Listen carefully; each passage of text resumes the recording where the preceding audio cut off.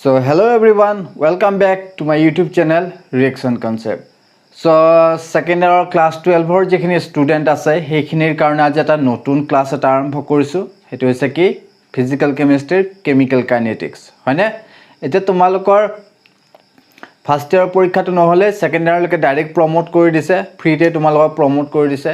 হে বুলি এনেকে নাভাবিবা যে পঢ়া শুনা কৰিব নালাগে হয়নে নেক্সট ইয়াৰ আকৌ পৰীক্ষা হ'ব তোমালোকৰ এন্ট্ৰেন্স বিলাক দিবই লাগিব হয়নে নহয় গতিকে আজি মই তোমালোকৰ সেকেন্ড ইয়াৰৰ ফিজিক্যাল কেমিষ্ট্ৰিৰ পাৰ্ট এটা তোমালোকক আৰম্ভ কৰিম কিছুমানে ৰিকুৱেষ্ট কৰি আছিলা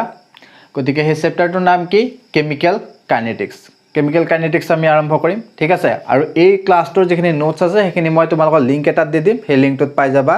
নোটছখিনি ডাউনলোড কৰি লিখি লবা ঠিক আছে সো আমি আৰম্ভ কৰিছো কেমিক্যাল কাইনেটিক্স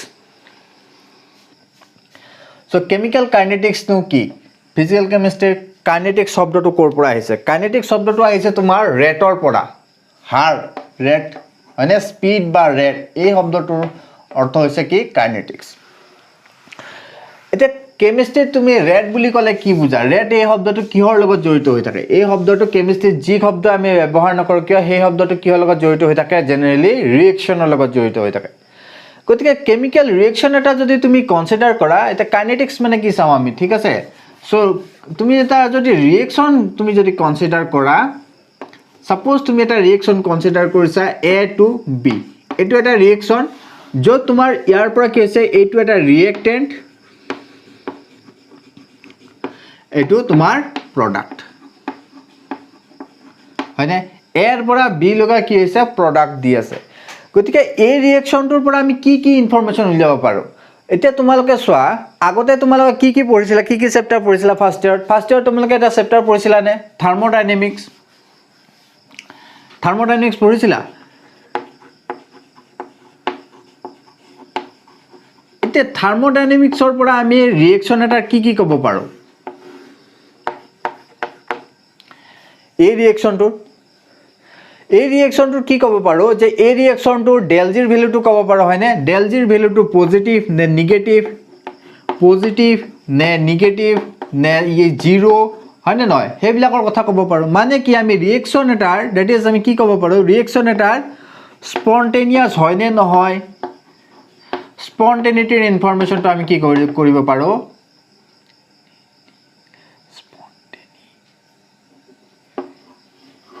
স্পন্টেনিটিৰ ইনফৰমেশনটো আমি কি কৰিব পাৰো থাৰ্মোডাইনামিক্সৰ পৰা উলিয়াব মানে কি ৰিএকচন এটাৰ যদি গিভছ ফ্ৰী এনাৰ্জিটো কি হয় তোমাৰ নিগেটিভ হয় তেনে হলে সেই ৰিএকচনটো তোমাৰ কি হ'ব স্পন্টেনিয়াস ৰিএকচন হ'ব আৰু যদি পজিটিভ হয় তেনে হলে কি হ'ব তোমাৰ সেই ৰিএকচনটো তোমাৰ কি হ'ব নন স্পন্টেনিয়াস ৰিএকচন আৰু যদি ৰিএকচনটোৰ ডেল জিৰ ভ্যালু 0 হয় তেনে হলে কি হ'ব ডেল জিৰ ভ্যালু যদি 0 হয় তাৰ এ স্পন্টেনিয়াস আৰু নন স্পন্টেনিয়াসৰ মাজত এটা নাম আছিল নহয় ইকুইলিব্ৰিয়াম হয়নে ইকুইলিব্ৰিয়াম ৰিএকচনটো ইকুইলিব্ৰিয়ামত থাকিব গতিকে থাৰ্মোডাইনামিক্সৰ পৰা আমি ৰিএকচন এটাৰ কি ক'ব পাৰো স্পন্টেনিটিৰ ইনফৰমেশনটো ক'ব পাৰো লগতে আৰু কিছুমান ডাটা আমি ক'ব পাৰো যেনেকুৱা ধৰণৰ তুমি ডেল এইচৰ ভ্যালুটো ক'ব পাৰা হয়নে ৰিএকচনটো এক্সোথাৰ্মিক নে এন্ডোথাৰ্মিক যদি এক্সোথাৰ্মিক হয় তেনে হলে নিগেটিভ হ'ব আৰু যদি পজিটিভ হয় তেনে হলে ডেল এইচৰ ভ্যালু যদি পজিটিভ হয় তেনে হলে ৰিএকচনটো তোমাৰ কি হ'ব এন্ডোথাৰ্মিক হ'ব এইবিলাক ইনফৰমেশন আমি কি কৰিব পাৰো থাৰ্মোডাইনামিক্সৰ পৰা ক'ব পাৰো ঠিক সেইদৰে তুমি আৰু এটা চেপ্টাৰ পঢ়িছিলা কেমিক্যাল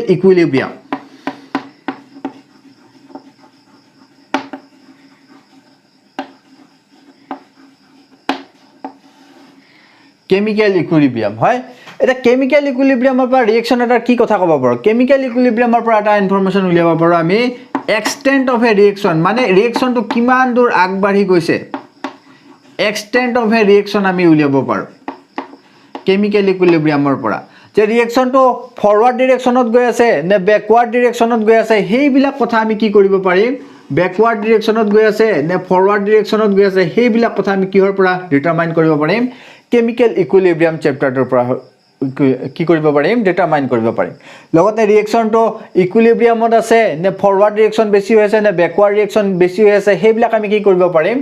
কেমিক্যাল ইকুইলিব্ৰিয়ামৰ পৰা উলিয়াব পাৰিম গতিকে যেতিয়া আমি ফিজিক্যাল কেমিষ্ট্ৰিৰ এই দুটা ব্ৰাঞ্চ কনসিডাৰ কৰো এটা কি হৈছে তোমাৰ থাৰ্মোডাইনামিক্স আৰু আন এটা কি হৈছে তোমাৰ কেমিক্যাল ইকুইলিব্ৰিয়াম এই দুটাৰ পৰা তোমাৰ এই ৰিয়েকশ্যনটোৰ কিবা এটা ইনফৰমেশ্যন ওলাইছে নে চোৱা যে কিমান স্পীডত ৰিয়েক্টেণ্টটো প্ৰডাক্ট হৈ আছে কিমান স্পীডত প্ৰডাক্টটো তোমাৰ ৰিয়েক্টেণ্ট হৈ আছে বা কিমান স্পীডত তোমাৰ ৰিয়েক্টেণ্ট এটা কমি গৈ আছে আৰু বা কিমান স্পীডত তোমাৰ প্ৰডাক্ট এটা বাঢ়ি গৈ আছে আৰু এই ৰিয়েকশ্যনটোত বাহিৰৰ কিছুমান ফেক্টৰ থাকিবনে নাথাকে থাকিব এই ফেক্টৰবিলাকে ৰিয়েকশ্যনটোত কেনে ধৰণে এফেক্ট কৰি আছে সেই বিষয়ে কিবা তুমি ইনফৰমেশ্যন পাইছানে এই দুটা ব্ৰাঞ্চৰ পৰা কেমিকেল ইকুইলিব্ৰিয়াম আৰু থাৰ্মোডাইনামিক্সৰ পৰা নাই পোৱা হয়নে গতিকে ৰিয়েকশ্যন এটাৰ স্পীডৰ কথা জানিবৰ কাৰণে মানে যিটো স্পীডত ৰিয়েক্টেণ্টৰ কনচেন্ট্ৰেশ্যন কমি গৈ আছে বা যিটো স্পীডত প্ৰডাক্ট এটাৰ কনচেন্ট্ৰেশ্যন বাঢ়ি গৈ আছে আৰু ইয়াৰ বাহিৰৰ যিবোৰ ফেক্টৰ আছে প্ৰেছাৰ টেম্পাৰেচাৰ ফেক্টৰ কেনেকুৱা প্ৰেছাৰ টেম্পাৰেচাৰ এন্ট্ৰপি এইবিলাক বিভিন্ন ধৰণৰ ফেক্টৰ নাথাকেনে এই ফেক্টৰবিলাকে কেনেধৰণে এই স্পীডটোৰ ওপৰত ইফেক্ট দেখাই আছে সেইবিলাক ষ্টাডি কৰিবৰ কাৰণে এটা নতুন ব্ৰাঞ্চ এটা ফিজিকেল কেমিষ্ট্ৰিত ইন্ট্ৰডিউচ কৰা হৈছিলে সেই ব্ৰাঞ্চটোকে কি বুলি কোৱা হয় কেমিকেল কাইনেটিক্স বুলি কোৱা হয় হয়নে তে কেমিকেল কাইনেটিক্সৰ মই তোমালোকক ইয়াতে ডেফিনেশ্যনটো লিখি দিম সো ডেফিনেশ্যনটো তোমালোকে লিখিবা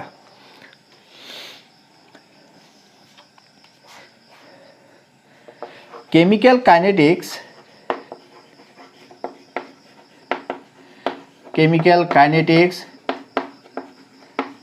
is the branch of chemistry branch of physical chemistry where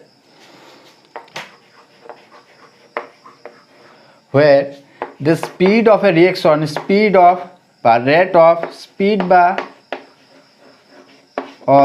rate of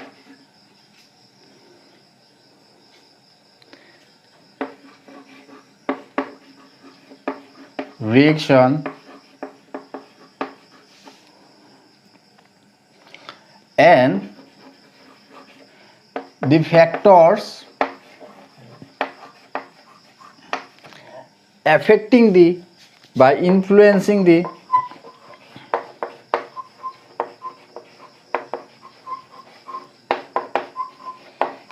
rate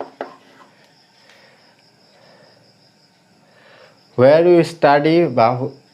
are studied হয়নে এটা কেমিকেল কাইনেটিক্স মানে কি কেমিকেল কাইনেটিক্স মানে হৈছে তোমাৰ ফিজিক্যাল কেমিষ্ট্ৰি এনেকুৱা এটা ব্ৰাঞ্চ যিটো ব্ৰাঞ্চত কোনো এটা ৰিয়েকশ্যন কিমান স্পীডত ৰিয়েক্টেণ্টটো এই ৰিয়েক্টেণ্টটো প্ৰডাক্ট হৈছে বা প্ৰডাক্টটো কিমান স্পীডত প্ৰডাকশ্যন হৈছে সেই বিষয়ে সেই স্পীডটোৰ বিষয়ে আমি কি কৰিম ডিসকাস কৰিম আৰু যেটো ৰিয়েকশ্যন থাকে ৰিয়েকশ্যন সিস্টেম এটা বিভিন্ন ধৰণৰ বাহিৰা এক্সটাৰ্নাল কিছুমান ফেক্টৰ থাকে নহয় প্ৰেছাৰ টেম্পাৰেচাৰ এন্ট্ৰপি এই যিবোৰ ফেক্টৰ থাকে এই ফেক্টৰসমূহে কেনে ধৰণে কনসেন্ট্ৰেচন এই বিভিন্ন ধৰণৰ ফেক্টৰসমূহে কেনে ধৰণে এই ৰিয়েকশ্যনটোৰ ওপৰত কি কৰে প্ৰভাৱ পেলায় বা ইনফ্লুয়েন্স কৰে সেই বিষয়ে ষ্টাডি কৰা ফিজিক্যাল কেমিষ্ট্ৰি সেই ব্ৰাঞ্চটোকে কি বুলি কোৱা হয় কেমিকেল কাইনেটিক্স ঠিক আছে গতিকে তোমালোকে এইখিনিৰ এটা স্ক্ৰিনশ্বট মাৰি থৈ দিয়া আমি ইন্ট্ৰোডাকচনটো পঢ়ি ললো ইয়াৰ পিছত আমি কেমিকেল কাইনেটিক্সৰ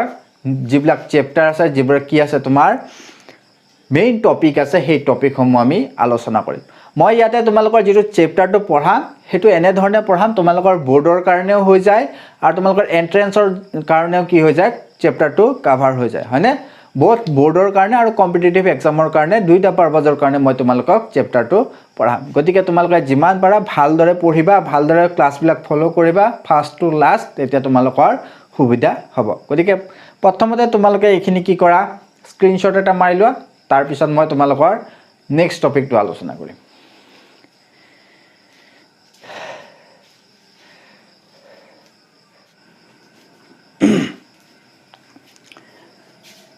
যেটো আমি কাইনেটিক্স পঢ়ি আছো কাইনেটিক্সৰ মেইন টপিকে কি হৈছে ৰিয়েকশ্যন এটা স্পীডটো আমি কি কৰিব লাগে মেজাৰমেন্ট কৰিব লাগে হয়দা গতিকে প্ৰথম টপিকটো আমি আৰম্ভ কৰি লৈছো ৰেট অফ এ ৰিয়েকশ্যন এটা ৰেট বুলিলেনো কি বুজা সেই বিষয়ে আমি কি কৰিম প্ৰথমতে আলোচনা কৰিম ৰেট মানে কি হয় স্পীড বা ৰেট একেই বস্তু তোমালোকে হয়তো টাৰ্মটো আগতে পাইছা এই ৱৰ্ডটো আগতে পাইছা হয়নে সো ৰেট মানেনো কি ৰিয়েকচন এটাৰ সাপোজ তুমি এটা ৰিয়েকচন এটা কনসিডাৰ কৰিছা A to B হয় এটো কি ৰিয়েক্টেন্ট এটো কি হ'ব তোমাৰ প্ৰডাক্ট এতে যেটো স্পীডত এই ৰিয়েক্টেন্টৰ যেটো কনসেন্ট্ৰেচন হয় এই কনসেন্ট্ৰেচনটো যেটো স্পীডত কমি গৈ থাকিব বা যেটো স্পীডত তোমাৰ এই প্ৰডাক্টৰ যেটো কনসেন্ট্ৰেচন হয় এই কনসেন্ট্ৰেচনটো বাঢ়ি গৈ থাকিব হেইটোকে কি বুলি কোৱা হয় তোমাৰ ৰেট অফ এ ৰিয়েকচন বুজি পাইছা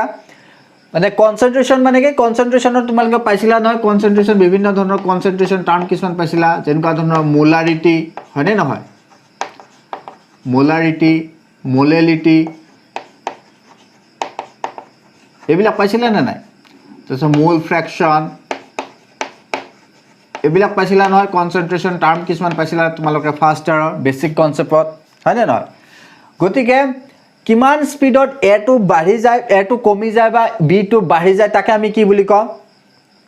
ৰেট অফ এ ৰিয়েকচন এটা A বাঢ়ি যায় বা B কমি যায় সৰি A কমি যায় বা B বাঢ়ি যায় বুলি ক'লে কি কনসিডাৰ কৰিবা তুমি এতিয়া কি কনসিডাৰ কৰিব লাগিব এই ৰিয়েক্টেন্ট আৰু প্ৰডাক্টৰ কনসেন্ট্ৰেচনটো হে কমিব লাগিব সেই কনসেন্ট্ৰেচনটো কিমান পৰিমাণে কিটো ৰেটত কমি গৈছে আৰু বা প্ৰডাক্টৰ যেটো কনসেন্ট্ৰেচন হেতু কিমান ভাবে বাঢ়ি গৈছে হেতুকে আমি কি কৰিব লাগে মেজাৰ কৰিব লাগে কাইনেটিক্সত গতিকে ৰেট অফ এ ৰিয়েকচন মানে বেলেগ একো নহয় it is the change of the concentration of reactant or product with টাইমৰ লগত হি কিমান কমি গৈছে আৰু কিমান বাঢ়ি গৈছে হেতুকে কি বুলি কোৱা হয় rate of a reaction so ডেফিনেশনটো লিখিলো একেবাৰে সিম্পল ডেফিনেশন হয় so rate of a reaction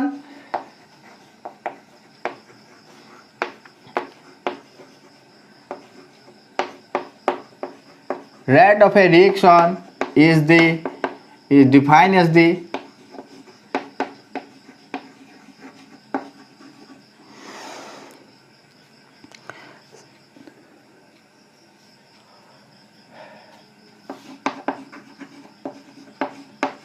speed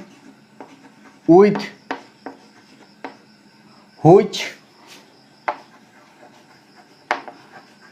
the reactant are converted into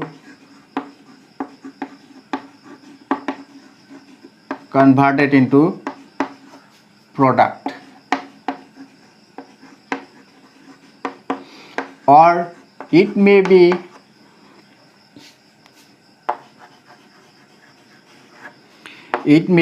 defined as change of concentration of the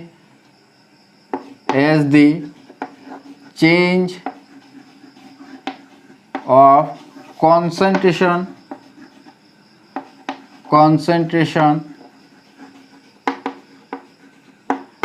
of the concentration of any of the reactant any one of the reactant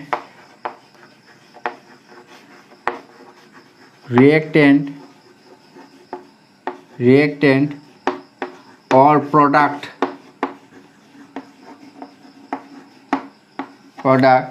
per unit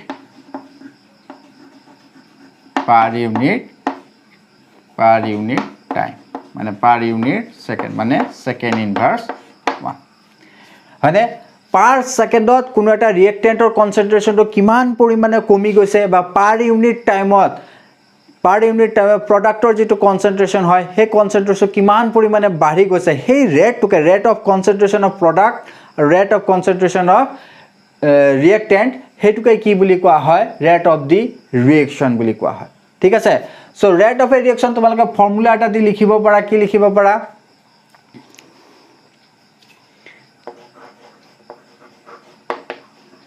rate of a reaction কি লিখিব পাৰা change in the concentration of reactant or product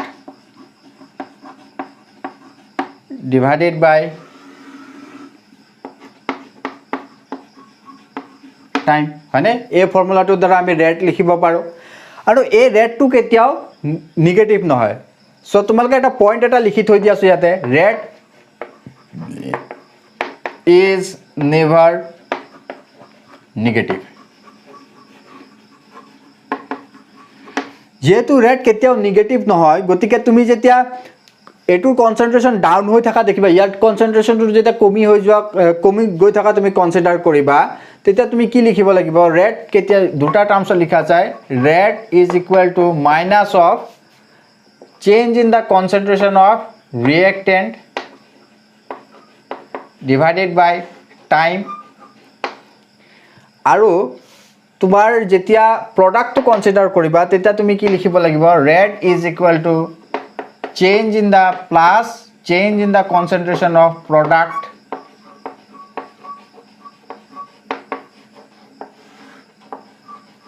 divided by del t হয় না dt মানে কি time to small time এটা যদি consider কৰা ইয়াতে মাইনাস টু কিয় লিখিছো কাৰণ ৰিয়েক্টেন্টৰ যেটো কনসেন্ট্ৰেশন হয় হে কনসেন্ট্ৰেশনটো সদায় তোমাৰ কমি গৈ থাকিব হয় না গতিকে del t টো কি হ'ব তোমাৰ সদায় নিগেটিভ হ'ব আগত এটা নিগেটিভ বহাই ললে কি হৈ যাব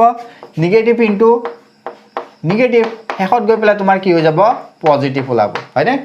গতিকে ৰেট টু কেতিয়া তোমাৰ কি নহয় নিগেটিভ নহয় এটা বুজি পালা তোমালোকে ৰেট অফ এ ৰিঅ্যাকশন মানে কি ৰেট অফ এ ৰিঅ্যাকশন মানে হৈছে কি যেটো ৰেটত যেটো ৰিঅ্যাক্টেন্টৰ কনসেন্ট্ৰেশন থাকে বা প্ৰডাক্টৰ যেটো কনসেন্ট্ৰেশন থাকে হেতু কেনে ধৰণে পাৰ ইউনিট টাইম কেনে ধৰণে চেঞ্জ হয় তাকে কি বুলি কয় ৰেট অফ এ ৰিঅ্যাকশন বুলি কয় ঠিক আছে গতিকে এতিয়া তোমালোকে ধুনিয়াকে লিখি লোৱা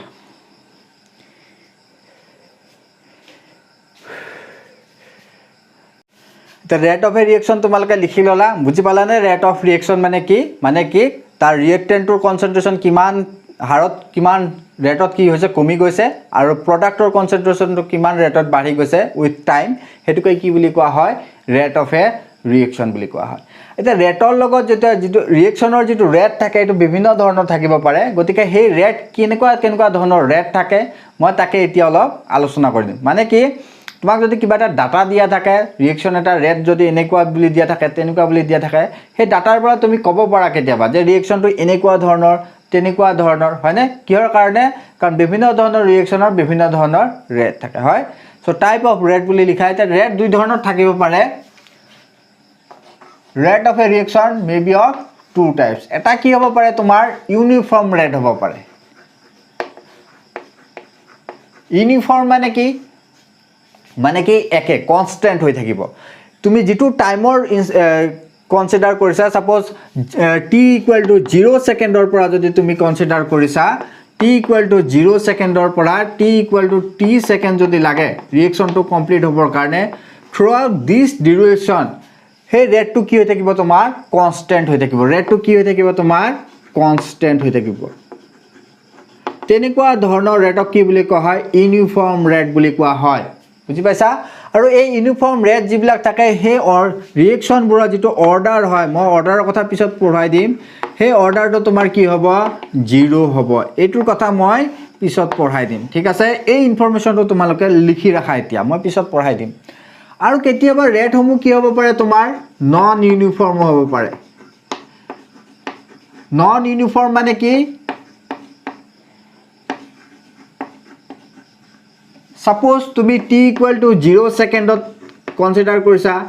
তাৰ পিছত তুমি t1 সেকেন্ডলৈকে কনসিডাৰ কৰিলা তাৰ পিছত t2 সেকেন্ডলৈকে তুমি কনসিডাৰ কৰিলা এই দুইটা ইন্টাৰভেলত দেখিলা কি এটা ৰিঅ্যাকশন এটা ৰেট প্ৰথমতে r1 আছিল তাৰ পিছত কি হৈ গল তোমাৰ r2 হৈ গল এটো চেঞ্জ হৈ গৈছে হয়নে তা বেলেগ টাইম সেগমেন্টৰ কাৰণে বেলেগ টাইমৰ ভাগৰ কাৰণে কি হয় ৰেটটো বেলেগ হয় তেনেকুৱা ধৰণৰ ৰিঅ্যাকশনৰ ৰেটক কি বুলি কোৱা হয় নন ইউনিফৰ্ম ৰেট বুলি কোৱা হয় ঠিক আছে এটা নন ইউনিফৰ্ম ৰেটও তোমাৰ দুই ধৰণৰ হ'ব পাৰে নন ইউনিফৰ্ম ৰেট তোমাৰ কেতিয়াবা তুমি দুই ধৰণে ল'ব পাৰা কেতিয়াবা তুমি কি ল'ব পাৰা এভাৰেজ ৰেট ল'ব পাৰা যদি তুমি কি কৰা এটা টাইম ইন্টাৰভেলৰ কাৰণে ডাঙৰ লাৰ্জ টাইম ইন্টাৰভেলৰ কাৰণে কনসিডাৰ কৰিছা সো লাৰ্জ টাইম ইন্টাৰভেলৰ কাৰণে যদি তুমি কনসিডাৰ কৰা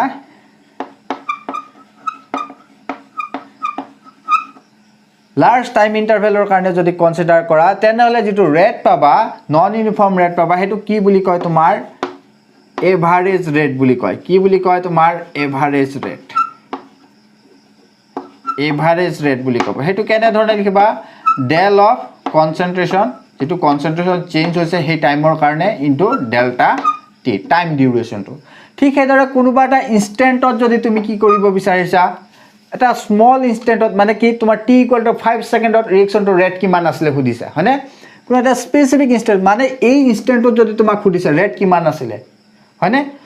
তেনেকুৱা ধৰণৰ ৰেটত তুমি কি কৰিব পাৰা ক্যালকুলেট কৰিব পাৰা তেনেকুৱা ধৰণৰ ৰেট যদি ক্যালকুলেট কৰা হে তেনেকুৱা ধৰণৰ ৰেটক কি বুলি কয় ইনষ্টেন্টেনিয়াছ ৰেট ইনষ্টেন্টেনিয়াছ ৰেট বুলি কয় সো ইনষ্টেন্টেনিয়াছ ৰেট সদায় স্মল চেঞ্জৰ কাৰণে স্মল টাইম ইন্টাৰভেলৰ কাৰণে কনসিডাৰ কৰা হয় হেতু কিমান বুলি লিখিব পাৰা delta concentration of d concentration divided by dt মানে কি এটা স্মল টাইম ইন্টাৰভেলৰ কাৰণে যদি আমি কনসিডাৰ কৰো তেন নন ইউনিফৰ্ম ৰেট হেতু কি বুলি কব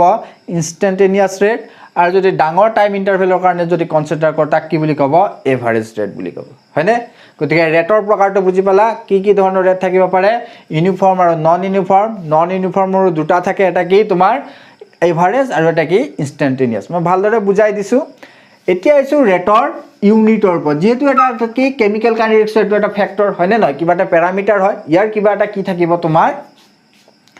ইউনিট এটা থাকিব সো ইউনিট অফ ৰেট তুমি কেনে ধৰণে লিখিব পাৰা সচন ইউনিট অফ ৰেট এটা ৰেট মানে আমি কি পাইছো change of concentration divided by time হয়নে গতিকে ইউনিটটো তুমি কি লিখিব পাৰা ইউনিট অফ মোলাৰিটি কনসেন্ট্ৰেশনৰ ইউনিট কি হ'ব তোমাৰ মোলাৰিটি লিখিব পাৰা নে তুমি মোলাৰিটি লিখিব পাৰা আৰু টাইম ইনভাৰ্স 1 তা মোলাৰিটিৰ ইউনিট কি হয় মোল পাৰ লিটাৰ কোন এটা সাবস্টেন্সৰ মোলাৰিটি ইউনিট কি হয় মোল পাৰ লিটাৰ টাইমৰ ঠাইত তুমি যদি সেকেন্ড ইন কনসিডাৰ কৰা তেনেহলে কি লিখিব পাৰা সেকেন্ড ইনভাৰ্স 1 লিখিব পাৰা হয়নে আনহাতে তুমি যদি কি কনসিডাৰ কৰা মই ইফালে লিখি দিছো সোৱা জাগা হোৱা নাই বাৰু ইফালে rate of a reaction for গেছিয়াছ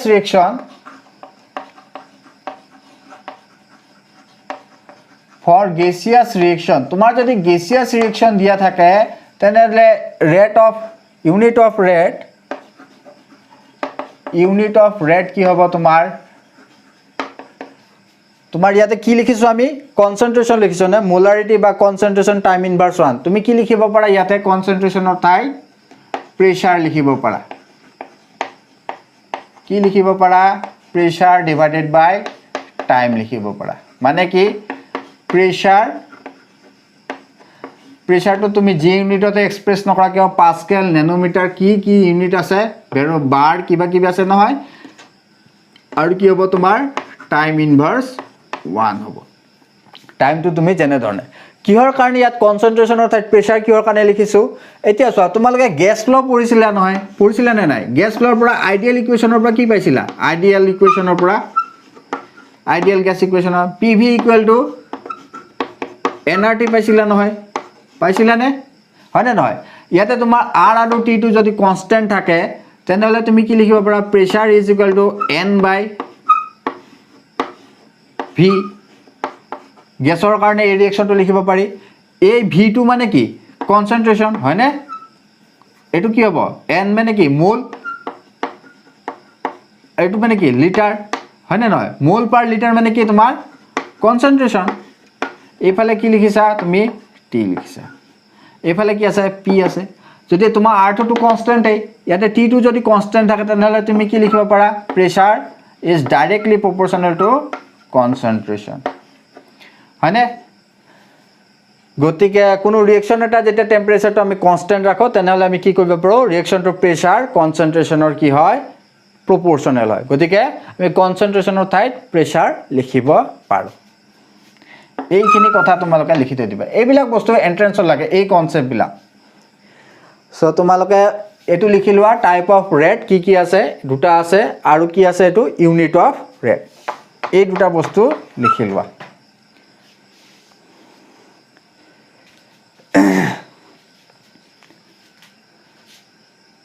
এতিয়া তোমালোকে ৰেটৰ বিষয়ে পঢ়িলা হয়নে ৰেট কি প্ৰকাৰ থাকে uniform non uniform instantaneous average rate তাৰপিছত ৰেটৰ যিটো ইউনিট হয় মোলাৰিটি পাৰ ছেকেণ্ড সেইবিলাক তোমালোকক মই পঢ়াই দিলোঁ হয়নে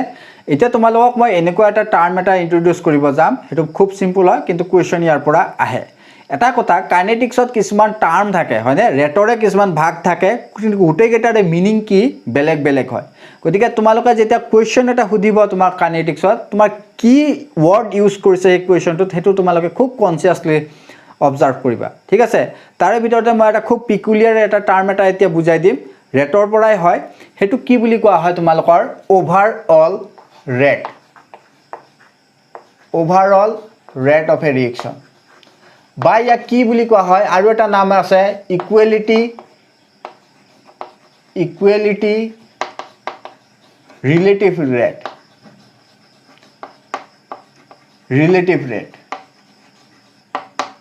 হয়নে এই টাৰ্মটো মানে কি মই এতিয়া তোমালোকক বুজাই দিম ভালদৰে চাই গৈ থাকিবা বুজি পাবা এতিয়া তুমি এটা ৰিয়েকশ্যন এটা কনসিডাৰ কৰা লেট আস কনসিডাৰ এ ৰিয়েকশ্যন এটা যদি তুমি কনসিডাৰ কৰা তেতিয়া দেখিবা সাপোজ এনেকুৱা ধৰণৰ ৰিয়েকশ্যন এটা কনসিডাৰ এ এটো স্টয়কিওমেট্ৰিক কোএফিচিয়েন্ট স্মল এটো ঠিক সেইদৰে B capital B stoichiometric coefficient এটো reactant ইয়াৰ পৰা তুমি কি পাইছা C পাইছা capital C আৰু D মূল অফ capital D পাইছা হয়নে এই স্মল a b c কিটা কি stoichiometric coefficient ইয়াতে লিখি থৈ দিবা a b c একিটা কি stoichiometric লিখি থবা তোমালোকে নহলে তোমালোকৰ গণ্ডগোল লাগিব stoichiometric coefficient যত a b কি reactant আৰু c d তোমাৰ product যদি ৰিয়েকশ্যনটো আগবাঢ়ি যায় তেনেহলে তোমাৰ কি হ'ব a টো কমি যাব b টো কমি যাব c টো বাঢ়ি যাব আৰু d টো বাঢ়ি যাব গতিকে তুমি কি লিখিব পাৰা সো rate of disappearance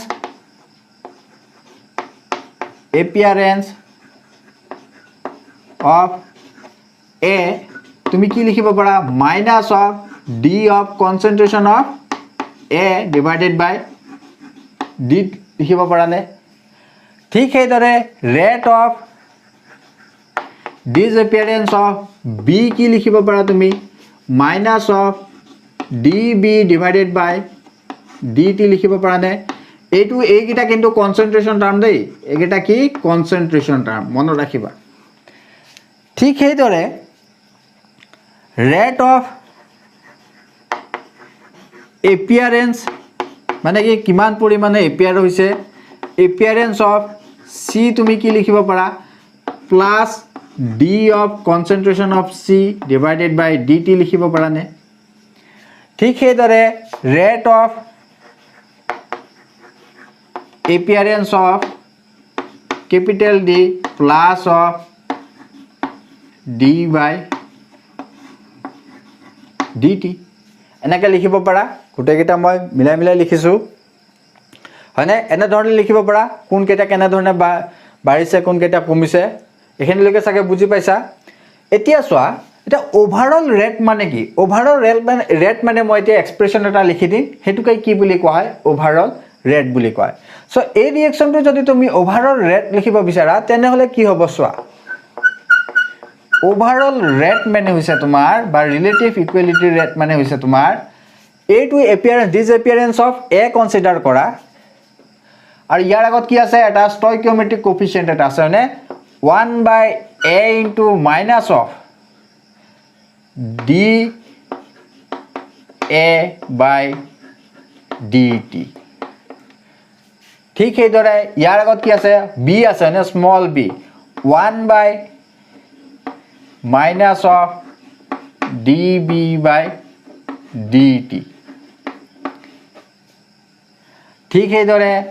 ইয়াৰ আগত কি আছে তোমাৰ স্মল c আছে d c by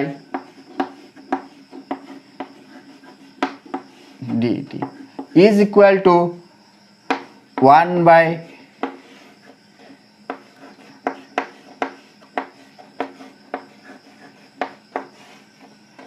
এই যেটো গোটেইকেইটা ইকুৱেশ্যন লিখিলো গোটেইকেইটা সমান লিখি পেলাই যেটো ইকুৱেশ্যন লিখিলো এইটোকে কি বুলি কোৱা হয় তোমাৰ ওভাৰঅল ৰেট বুলি কোৱা হয় তুমি যদি ইয়াৰ কনসেন্ট্ৰেচন এটাৰ কনসেন্ট্ৰেচন জানা তেনেহলে আনটোৰ তুমি কি কৰিব পাৰা ৰেটটো উলিয়াব পাৰা এটাৰ ভ্যালু জানিলে আনটোৰ ভ্যালু উলিয়াব পাৰা ৰিএকচনৰ পৰা মই প্ৰবলেম কৰি দিম তেতিয়া তোমালোকে বুজি পাবা সো এইটোকে কি বুলি কোৱা হয় ওভাৰঅল ৰেট মানে কি ৰেট অফ ডিসএপিয়াৰেন্স ইনটু এটো কি তোমাৰ স্টয়কিওমেট্ৰিক কোএফিচিয়েন্টৰ যদি ইনভাৰ্স কৰি দিয়া হেকিটা যদি ইনভাৰ্স কৰি পেলাই তাৰ ৰেট অফ এপিয়াৰেন্স আৰু ৰেট অফ ডিসএপিয়াৰেন্স কেটা তুমি কি কৰা ইনটু কৰি দিয়া হেকিটা কি হ'ব গোটেইকেইটাৰ সমান হ'ব সো এক্সপ্ৰেশনটো চালে ভালদৰে বুজি পাবা এইটোকে কি বুলি কোৱা হয় ওভাৰঅল ৰেট বুলি কয় ৰেট নহয় এটো কি বুলি কোৱা হয় ওভাৰঅল ৰেট বুলি কয় ৰিলেটিভ ৰেট বুলি কোৱা হয় কেতিয়াবা সো ভালদৰে লিখি ৰাখা এটো ইয়াৰ পৰা মই প্ৰবলেম দুই এটা কৰাই দিম তেতিয়া তোমালোকে ভালদৰে বুজি পাবা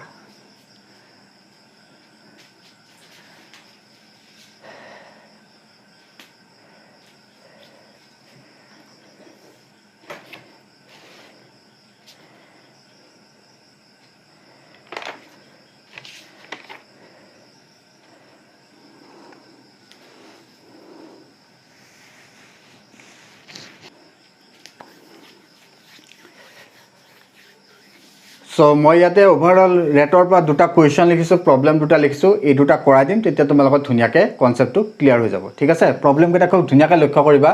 ইয়াতে কি কৈছে ইয়াতে এটা সালফাৰ ডাই অক্সাইড অক্সিজেনৰ লগত ৰিএকচন হৈছে সালফাৰ ট্ৰাই অক্সাইড ফৰ্মেশন হৈছে হয়নে সো হেবিলাক আমাৰ মান নালাগে ডাই অক্সাইড ট্ৰাই অক্সাইড নালাগে আমাৰ ইয়াতে সুধিছে ওভাৰঅল ৰেটটো কি হ'ব এই ৰিএকচনটোৰ গতিকে ওভাৰঅল ৰেট আমি লিখিব পাৰো কেনে ধৰণে লিখিব পাৰো ৰিএক্টেন্টৰ কি লিখিম সালফাৰ ডাই অক্সাইডৰ যেটো disappearance rate of disappearance of sulfur dioxide তাৰ আগত আমাৰ কি বহিব ইয়াৰ কোএফিচিয়েন্ট কিমান আছে 2 আছে সো 1/2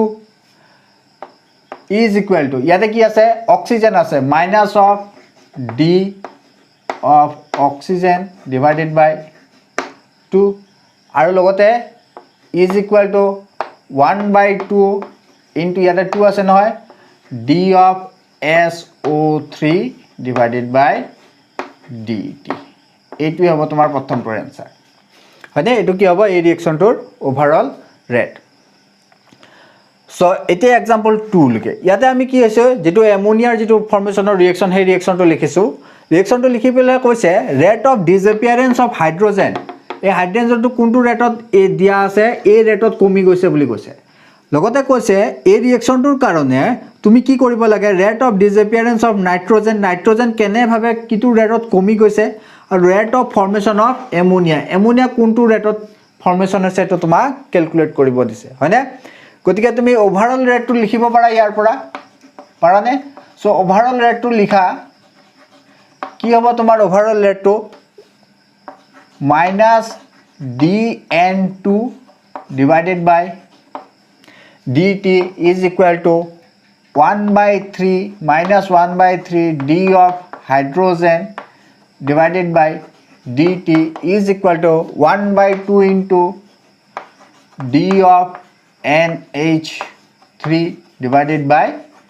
dt এটো লিখিব পৰা নে ওভাৰঅল ৰেটৰ পৰা এতিয়া তোমাক কোনটো ভ্যালু দিয়া আছে তোমাক এইটো ভ্যালু দিয়া আছে হয়নে গতিকে এইটো ভ্যালু দিয়া থাকিলে তুমি বাকি কেটা উলিয়াব পাৰিবা নে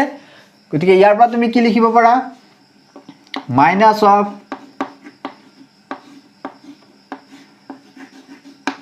এটো মানে কি লিখিব পাৰা তুমি minus of 1/3 এনে ধৰণে লিখিব পাৰা নে এই ভ্যালুটো তো আমাক দিয়া আছে গতিকে এই ভ্যালুটোৰ হলনি আমি কি লিখিম -1/3 into কি লিখিম আমি ইয়াতে দিয়া আছে 10 to the power 3 into mole liter inverse 1 minute inverse 1 ইয়াতে সেকেন্ডৰ লিখা নাই মিনিটৰ লিখিছে ঠিক সেইদৰে তোমাক যদি কয় এমোনিয়াৰ ফৰ্মেশনৰ ৰেটটো উলিয়াব দিয়া তেনেহলে কি লিখিবা 1/2 into d of NH3 কি লিখিব পাৰা তুমি by dt is equal to minus of 1/3 এই দুটা ইকুৱেল হয় নে নহয় এই দুটা কনসিডাৰ কৰা এতিয়া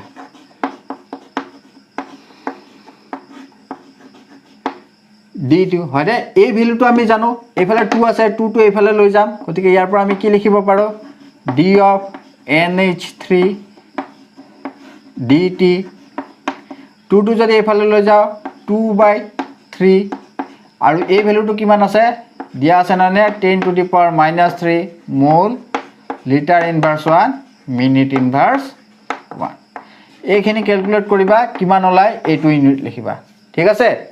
গতিকে বুজি পালা এই দুটা প্ৰবলেম কৰাই দিলো গতিকে কাইনেটিক্সৰ introduction rate of a reaction overall rate এইখিনি বস্তু আজিৰ এই ক্লাছটোত মই আলোচনা কৰিলো গতিকে নেক্সট ক্লাছৰ পৰা আমাৰ